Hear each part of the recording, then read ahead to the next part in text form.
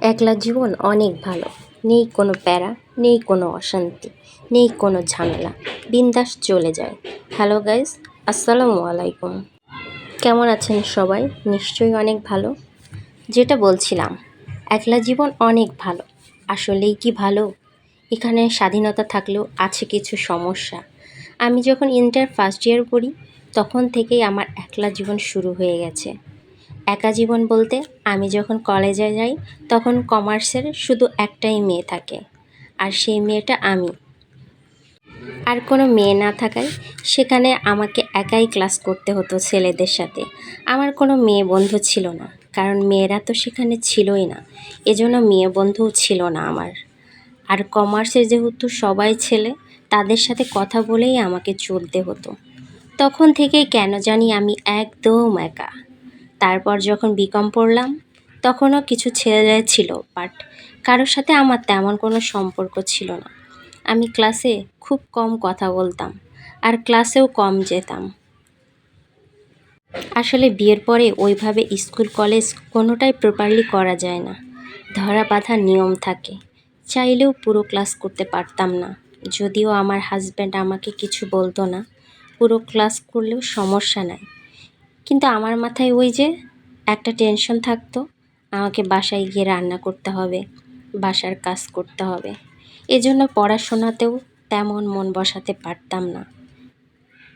এরপর থেকে আমি সব জায়গায় একা। যেখানে যাই সেখানেই একা, সব জায়গায় একা। আমরা দুনিয়াতে একা এসেছি, আবার একাই যেতে হবে। হয়তো এজন্য আমার এই দুনিয়ার লাইফটাও একা। এই তো সারাদিন পর রান্না করতে লেগেছি। একা আছি বলেই তো কোনো টেনশন নাই, কখন রান্না করব, কখন খাবো, কেউ খেতে আসবে, এই টেনশনটা তো আর নাই। এজন্য যখন মন চায় তখন রান্না করতে পারি। একদিন রান্না করে 2 দিন খেতে পারি, বলার কেউ নেই।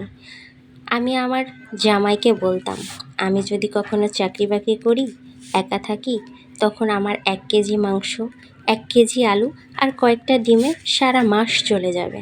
তো আমার জামাই আমাকে বলতো, তুমি আসলে অনেক কিপটা আছো। আচ্ছা, এখানে কিপটার কি আছে বলেন? মেয়েদের তো একটু সঞ্চয়ী হওয়া লাগে, তা না হলে কি চলে? আর আমি কিন্তু তরকারি খাই অনেক কম। একটা ডিম পোস্ট করলে খাওয়া শেষ। তাহলে কি এত তরকারি রান্নার দরকার আছে? এত টাকা খরচ করে কী হবে? আর টাকা খরচ নাই বা করে কী হবে? এই আছি, এই নেই। কাল মরে গেলে সব কিছু পড়ে থাকবে, পরবর্তী সময়ের জন্য কিছু রেখে লাভ বা কী? এদিকে আমি রান্না করছি, পাশাপাশি হাঁড়ি পাতিলগুলোও ধুয়ে নিচ্ছি। আসলে এটা গ্যাসের চুলাতেই সম্ভব। রান্না তুলে দিয়ে সমস্ত কাজ সেরে নেওয়া যায়, আলাদাভাবে কাজ করার জন্য সময় দিতে হয় না। কিন্তু গ্রামে এটা কোনোভাবেই সম্ভব হয় না, কারণ মাটির চুলায় রান্না করতে গেলে রান্না কমপ্লিট করে ওঠা লাগে। আসলে সব জায়গায় সুবিধা অসুবিধা সব কিছুই আছে, তাই না? কোনোটাই পরিপূর্ণ না। আচ্ছা, আপনাদের কি মনে হয়, একলা জীবনটা কি অনেক ভালো, অনেক শান্তির? আমার কাছে তো কখনো কখনো মনে হয় অনেক ভালো, অনেক শান্তির। আবার কখনো মনে হয় যে না, ভালো না। এই যে আমার যদি কখনো মন চায় যে আমি বাজার করব না, হাজব্যান্ড বা পরিবারের কেউ বাজার করে দিবে, আমি আরামে বসে বসে রান্না করব। কিন্তু একা একা থাকলে সেটা কি সম্ভব হয়? হয় না। এই বাজার করে নিয়ে এসে তারপর রান্না করা লাগে। কিন্তু এখানে যদি পরিবারের অন্য কেউ থাকতো, তাহলে হয়তো বাজার করে নিয়ে এসে দিত, তারপর রান্না বান্না, বাজারের কোনো প্যারা থাকতো না। এটাও কিন্তু অনেক বড় প্যারা, তাই না? একা একা বলে যা ইচ্ছা তাই রান্না করতে পারছি। এই যে আমি মাছটা রান্না করে নিলাম ঘটকচুর ডাঁটা দিয়ে। আচ্ছা, এই ডাঁটাকে আপনারা কে কী নামে ডাকেন? আমাদের এলাকায় কিন্তু ঘটকচু বলে, আর এটা খেতে কিন্তু ভীষণ মজা। তো এটা রান্না শেষ করে আমি এদিকে আবার কচুর লতিটা ছোট মাছ দিয়ে রান্না করে নিচ্ছিলাম। কচুর লতি কিন্তু ইলিশ মাছ বা চিংড়ি মাছ দিয়ে অনেক ভালো লাগে। আমার ফ্রিজে ইলিশ মাছ বা চিংড়ি মাছ কোনোটাই ছিল না, যার কারণে আমি ছোট মাছ দিয়ে রান্না করে নিলাম। লতিটাও কিন্তু আমি দেশ থেকে নিয়ে এসেছি, ঢাকাতে কেনা না।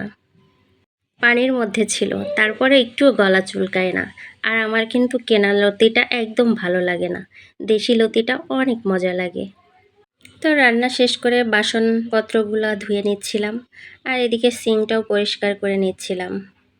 একদম রান্না করতে করতেই সব কাজ কমপ্লিট করে ফেলবো। তারপর সব কিছু গুছিয়েও নিচ্ছিলাম। আপাতত তরকারি রান্না করার পালাটা শেষ। এবার আমি চাউলটা ধুয়ে দিচ্ছিলাম। ভাতটা রান্না করে নিলে আর কোনো ঝামেলা নেই। আমি এমন একটা বাসায় আছি যেখানে শান্তিমতো একটু ভয়েসটাও দিতে পারি না। ভয়েস দিতে গেলেও অনেক কথা, অনেক শব্দ, এজন্য ভালো মতো ভয়েসটাও দিতে পারি না। এই তো দুধটা জাল করে নিলাম। আজ এই পর্যন্তই, সবাই ভালো থাকবেন।